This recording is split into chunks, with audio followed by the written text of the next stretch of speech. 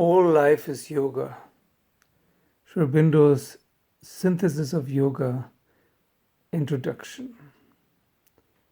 Hello, this is Chris speaking. Wake up with a video about Sri Aurobindo's Synthesis of Yoga, the first in a series of videos on the synthesis of yoga, which starts with the famous sentence, all life is yoga.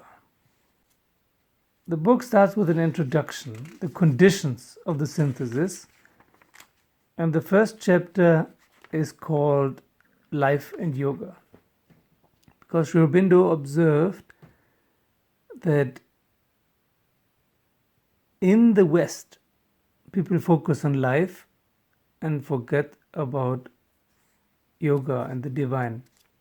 While in the East, meaning India, people focusing on the divine and ignore life. And a true synthesis of yoga must include both. All life is yoga, all yoga is life. There's a reason why we are alive and embodied in matter. It's not all just illusion. It is partly illusion, but it is partly not illusion. It's partly evolution. Evolution of consciousness. And he quotes Swami Vivekananda that yoga may be regarded as a means of compressing one's evolution into a single life or a few years or even a few months of bodily existence. So yoga means reunification with the divine. And usually that takes many, many lifetimes, but it can be accelerated. And that is the object of yoga according to Swami Vivekananda as summarized by Sri Aurobindo. And Sri Aurobindo summarizes it as follows. In the right view both of life and of yoga, all life is either consciously or subconsciously a yoga. For we mean by this term a methodized effort towards self-perfection by the expression of the potentialities latent in the being and a union of the human individual with the universe and transcendent existence. We see partially expressed in man and in the cosmos. But all life, when we look behind its appearances, is a vast yoga of nature attempting to realize her perfection in an ever-increasing expression of her potentialities and to unite herself with her own divine reality.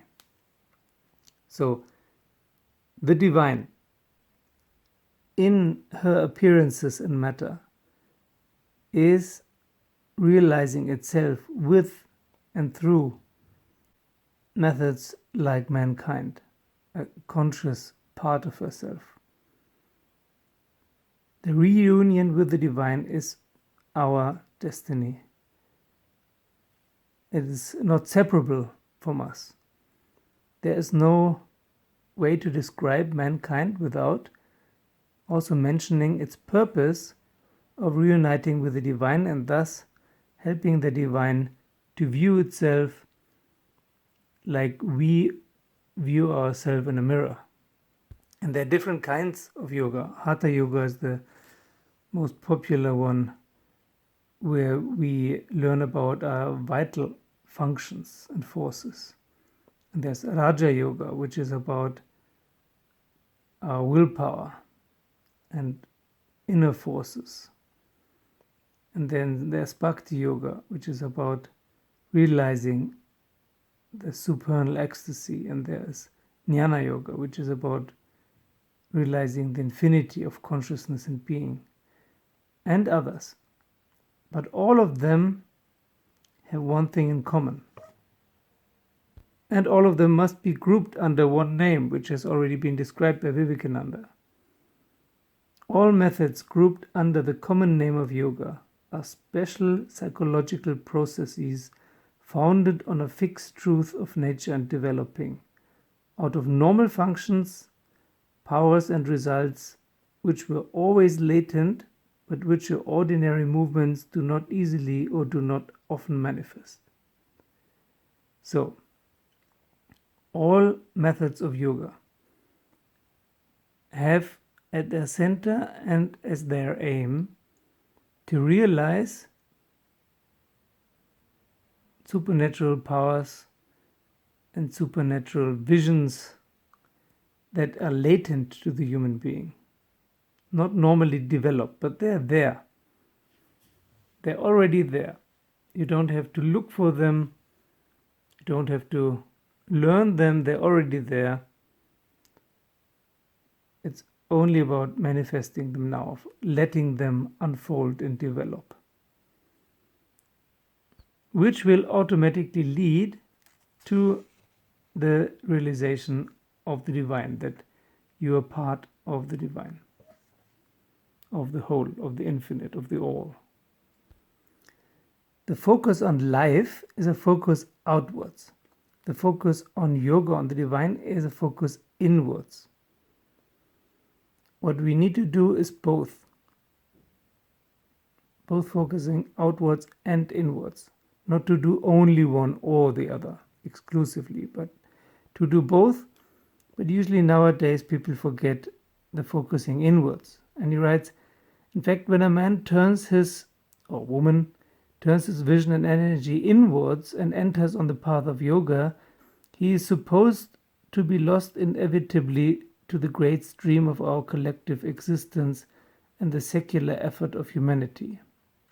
So strongly has the idea prevailed, so much has it been emphasized by prevalent philosophies and religions, that to escape from life is now commonly considered as not only the necessary condition, but the general object of yoga. That is the way it has been taught in India until Vivekananda and until Meher Baba and Sri Aurobindo. But he says that is not enough, and it's wrong also. It's not necessary that yoga and reunification with the divine is an escape. It is neither a necessary condition nor the general object of yoga to escape from life. So, what we need now is a new synthesis of all yogas. And he writes, no synthesis of yoga can be satisfying which does not in its aim reunite God and nature in a liberated and perfected human life, or in its method not only permit but favor the harmony of our inner and outer activities and experiences in the divine consummation of both. So it's very important to have both life and nature on the one hand and the inner nature and the divine on the other hand. Both have to be reunited in a harmony so that a liberated, perfected human life is possible, not in some kind of afterlife or in some kind of subtle or mental world, but here in this gross physical sphere and life, day to day. This is the object, to have a perfect life here and now. And why? Why does it have to be so? Because that is the destiny of man. And our evolution is not finished. We are in the middle of it. He writes, for mankind is precisely that term and symbol of a higher existence descended into the material world, in which it is possible for the lower to transfigure itself and put on the nature of the higher, and the higher to reveal itself in the forms of the lower. So again, it's this involution and evolution. Both Sri Aurobindo and Meher Baba talk about all the time. Consciousness descends into matter. First it creates matter, then it descends into matter and then transforms it. Not only lifts it up, but also transforms it into something more conscious. Transforms darkness into light, ignorance into knowledge. Latent faculties into active, conscious, self-fulfilling properties. And he writes, the true and full object and utility of yoga can only be accomplished when the conscious yoga in mankind becomes like the subconscious yoga in nature, outwardly conterminous with life itself, and we can once more, looking out both on the path and the achievement, say, in a more perfect and luminous sense, all life is yoga. So the cosmic energy, the divine energy and force, manifesting itself as matter and as Maya, as the illusion, as nature, as Shakti, and so on, has as its aim a conscious awakening. And thus, the whole of nature, the whole of life, the whole of humanity has also as its aim a conscious awakening, a collective conscious awakening and transformation.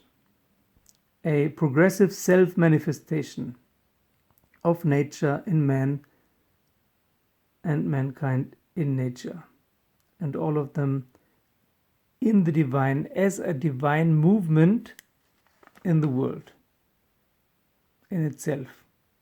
So all this is a divine movement. It's a divine looking itself into the mirror, which is impossible because the divine is everything. But it created nature and it created mankind to be able to do that.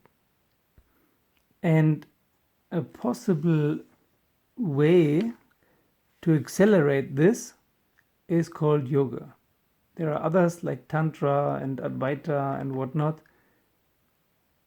But Sri Aurobindo wants to create a synthesis, all the methods together, inclusive, and then later we will see he will pick some methods as being more useful as others. But he sees very clearly that we need a synthesis. We have to stop, firstly we have to stop only walking one path and discarding others, and also we have to stop either running away from the divine or running away from life. No escaping anymore, but really to living the life to the fullest and going inwards and outwards, and to realize what nature really is, which is an expression of the divine totality. Thank you for watching. Thank you for joining me on Patreon. Thank you for all my Patreons. Thank you for liking and subscribing and hitting the bell button and sharing the videos with your friends, and see you soon.